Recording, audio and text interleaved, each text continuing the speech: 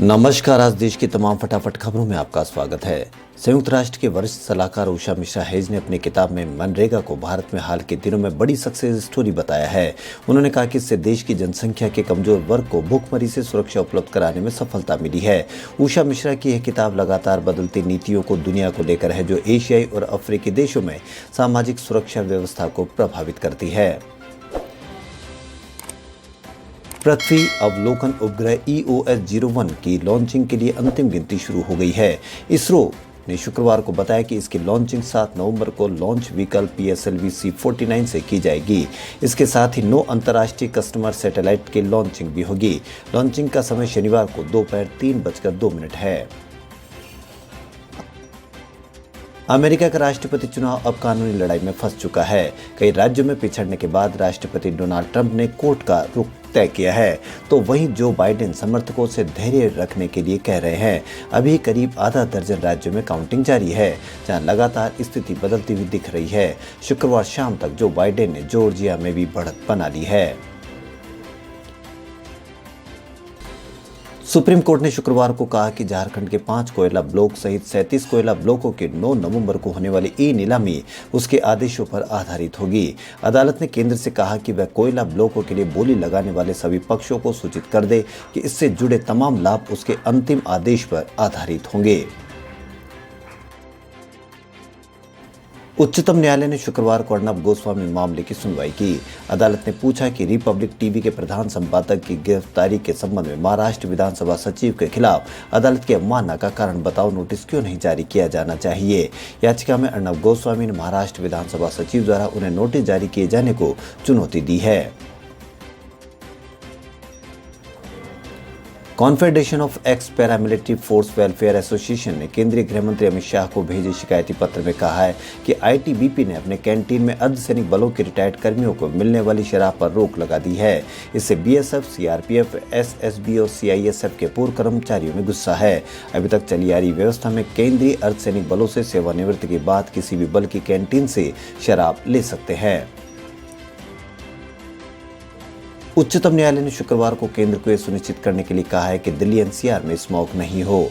इससे पहले न्यायालय को सूचित किया गया कि वायु गुणवत्ता प्रबंधन आज से काम शुरू कर देगा। प्रधान न्यायाधीश SA बोबड़े, न्यायमूर्ति S बोपन्ना और न्यायमूर्ति V रामासुब्रमण्यम की पीठ ने इसके साथ ही वायु प्रदूषण से संबंधित याचिकाओं को अब दिवाली अवकाश के बाद के लिए सूचीबद्ध कर दिया है।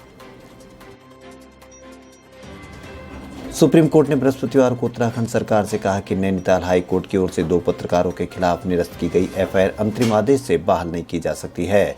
हाई कोर्ट ने 27 अक्टूबर को 2 पत्रकार उमेश मिश्रा और शिव प्रसाद सेमवाल के खिलाफ देहरादून में दर्ज प्राथमिकी रद्द कर दी थी। इन पत्रकारों के खिलाफ देशद्रोह, धोखाधड़ी, जालसाजी और आपराधिक साजिश जैसे आरोपों में इस साल जुलाई में FIR दर्ज की गई थी। महाराष्ट्र के मुख्यमंत्री उद्धव ठाकरे ने उत्तर प्रदेश के मुख्यमंत्री योगी आदित्यनाथ को चुनौती दी है। उनको कहना है कि यदि हिम्मत है तो वह फिल्म सिटी को उत्तर प्रदेश में ले जाकर दिखाए। दरअसल कुछ महीने पहले आदित्यनाथ ने कहा था कि वो उत्तर प्रदेश में देश की सबसे बड़ी फिल्म सिटी बनाएंगे। तभी से इस मुद्दे को लेकर भाजपा और शिवसेना आमने सामने आ गए हैं। पिछले 24 घंटे में संक्रमण के 47,638 नए मामले सामने आए हैं, जबकि गुरुवार को 50,200 नए मामले सामने दर्ज किए गए थे। वहीं इस अवधि के दौरान वायरस के कारण 670 मरीजों की मौत हुई है। यह जानकारी केंद्रीय स्वास्थ्य एवं परिवार कल्याण मंत्रालय द्वारा दी गई है। देश में कोरोना वायरस से संक्रमित होने वाले लोगों की कुल संख्या 84,11,724 हो गई है। भारत और चीन के बीच चल रहे सीमा विवाद को कम करने के लिए दोनों देशों की सेनाओं के बीच वार्ताओं का दौर जारी है। इसी क्रम में दोनों देशों की सेनाओं के बीच कॉर्प्स कमांडर स्तर की 8वीं वार्ता शुरू हो गई है। वार्ता के बीच देश के chief of defence staff general Bipin Rawat ने पड़ोसी देश चीन को कड़ा संदेश दिया है। उन्होंने कहा कि हमें LAC पर किसी भी तरह का बदलाव मंजूर नहीं है। 8वें दौर की वार्ता में भारतीय प्रतिनिधिमंडल की अगुवाई लेफ्टिनेंट जनरल PGK मेनन कर रहे हैं, जिन्हें हाल ही में लेह की 14वीं कोर का कमांडर नियुक्त किया गया था। सकारात्मक वैश्विक संकेतों रिलायंस इंडस्ट्रीज, HDFC तथा TCS जैसे बड़े शेयरों में बढ़त के चलते अमेरिका में राष्ट्रपति चुनाव के परिणाम आने के बीच आज दिन भर के उतार चढ़ाव के बाद सप्ताह के आखिरी कारोबार यानी शुक्रवार को शेयर बाजार बढ़त पर बंद हुए। बॉम्बे स्टॉक एक्सचेंज का प्रमुख इंडेक्स और निफ्टी तेजी के साथ बंद हुआ। केंद्र सरकार ने जेएनयू के पूर्व छात्र नेता उमर खालिद और अन्य पर गैर कानूनी रोकथाम कानून के तहत मुकदमा चलाने के लिए मंजूरी दे दी है। उमर खालिद को दिल्ली पुलिस ने राजधानी में हुए दंगों के मामले में यूएपीए के तहत गिरफ्तार किया था।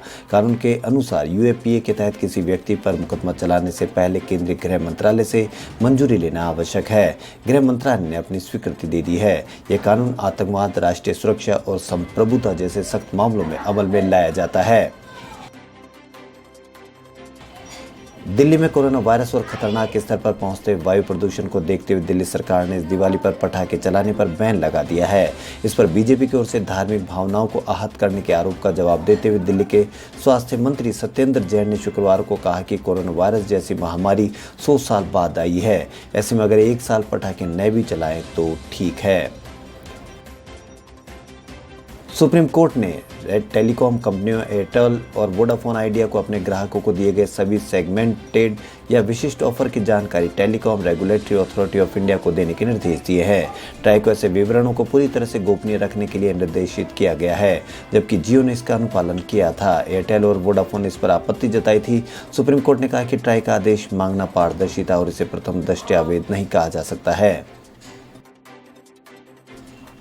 सुप्रीम कोर्ट बड़ी कंपनियों के चीन से हुए करार रद्द करने की मांग के मामले में आगे सुनवाई करेगा। याचिकाकर्ता ने चीन से जुड़ी व्यापार नीति में स्पष्टता की मांग की है।